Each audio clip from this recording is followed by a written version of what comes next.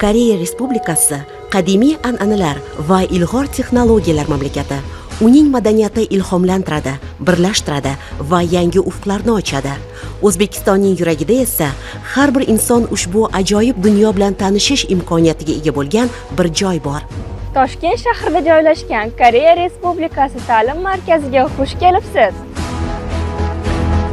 Toshkentdagi Koreya Respublikasi ta'lim markazi barcha xohlovchilar uchun noyob til kurslarini taklif etadi. Bu yerda har bir inson xalqaro standartlarga muvofiq tarzda koreys tilini o'rganishi mumkin. Markazda boshlang'ich darajadan topik imtihoniga tayyorgarlikkacha bo'lgan barcha sharoitlar yaratilgan. Har hafta bu yerda yuzlab o'quvchilar koreys tilini zavq bilan o'rganishadi va yangi do'stlar orttirishadi. Давайте еще раз прочитаем. С. Июнь. Какой? Чего? Вчера.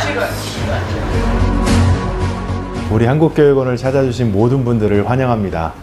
안녕하세요. 타슈켄트 한국교육원장 이용우입니다. 저희 한국교육원은 대한민국 정부에서 설치한 기관으로 1992년 설립 이후 줄곧 우즈베키스탄 학생들을 포함한 주재국민들의 한국어 교육과 한국 문화를 보급하는 데 최선을 다해왔습니다. 아울러 우즈베키스탄 정부와 활발히 협력하면서 한국과 우즈베키스탄의 교육 교류가 활성화되는 데 이바지해 왔습니다. 우리 교육원에서 학생들을 위해 지원하고 있는 프로그램 내용들을 확인해 보시고 더 많은 관심과 참여 그리고 지지와 격려를 부탁드리겠습니다. 한국교육원은 여러분들의 행복과 밝은 미래를 적극 지원하겠습니다. 감사합니다.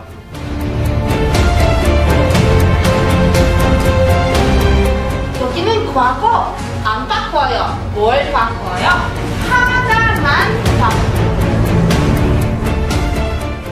타슈켄트 한국교육원은 대한민국 정부의 지원을 받아 우즈베키스탄 학생들에게 한국으로의 유학 지원, 다양한 교육 협력 업무를 돕고 있습니다. 앞으로도 타슈켄트 한국교육원은 GKS 장학 프로그램 등을 확대해 나갈 예정입니다.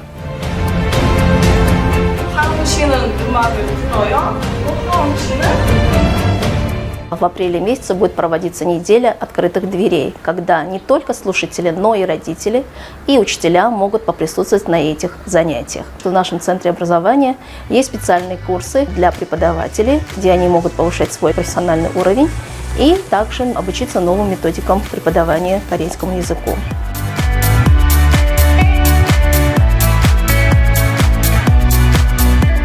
Мы надеемся, что опыт и знания, которые мы получим от преподавателей из Южной Кореи, мы сможем применить на практике, работая с нашими детьми, что мы сможем изучить какие-то новые технологии, да, и в дальнейшем использовать их при преподавании корейского языка в школах Республики Узбекистан.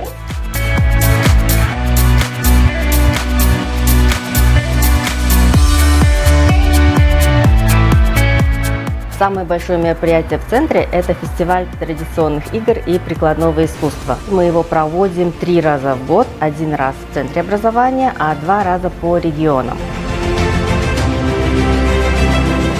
Детям очень нравятся уроки культуры, поэтому, чтобы охватить весь Узбекистан, мы открыли 6 школ-лидеров по популяризации корейской культуры в регионах. Помимо центра образования, уроки культуры проводятся в таких регионах, как Самарканд, Бухара, Наманган, Фергана, Ургенч.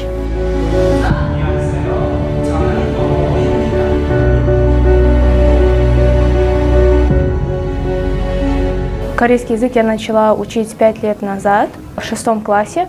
Тогда меня очень заинтересовала корейская музыка и корейская культура в целом.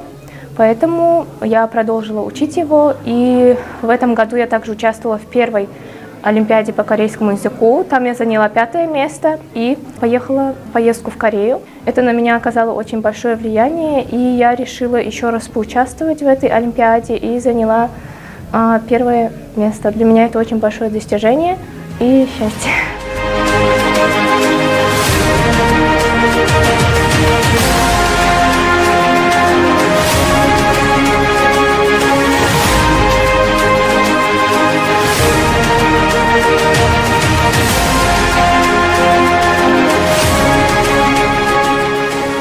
Beshinchi kurs, 6-chi va 7-chi kurslarda haqiqiy koreys ta'lim ustozlari bizga ta'lim berishni boshlashadi.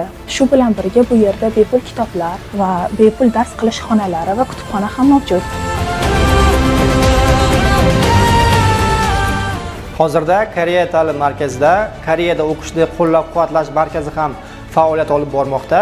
Ushbu markazimiz orqali Koreyada o'qishni reja qilgan o'quvchilarga bepul maslahatlar berib, ularga yo'nalishlar ko'rsatib, yordam berib kelmoqdamiz.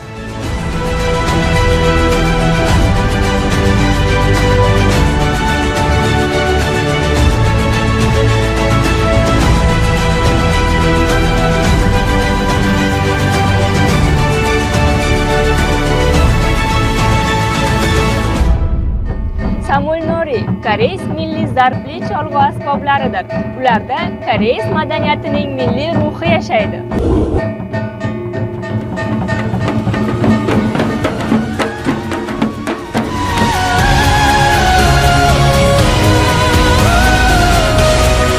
K-pop bu yangi avlodning tili. Unda jamlangan quvvat, ritm va jo'shqinlik bu dunyo yoshlarini qalban birlashtiradi.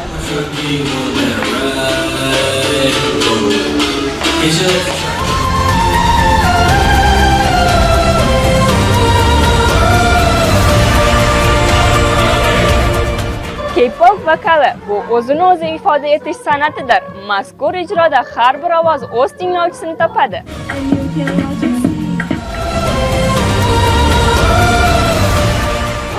Taekwondo bu shunchaki sport turi emas, balki falsafa.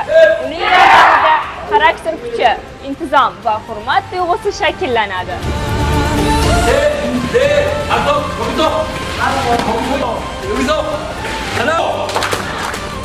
Koreys milliy zavqlarida sevgi, muhabbat tarixi, tabiatga oshnolik va uyg'unlik mujassamlashgan. Har bir harakatida nafislik, ajdodlar zakovati va zamonaviy ruh o'z aksini topadi.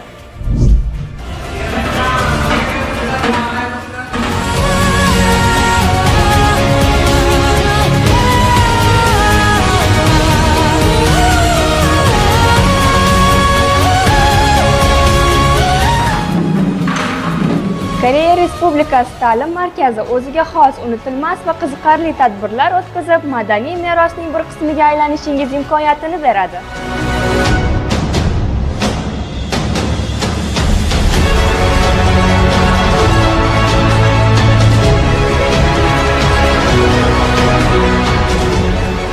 Bu ajoyib dunyoning bir qismiga aylanishni istagan har bir inson uchun bizning eshiklarimiz hamisha ochiq.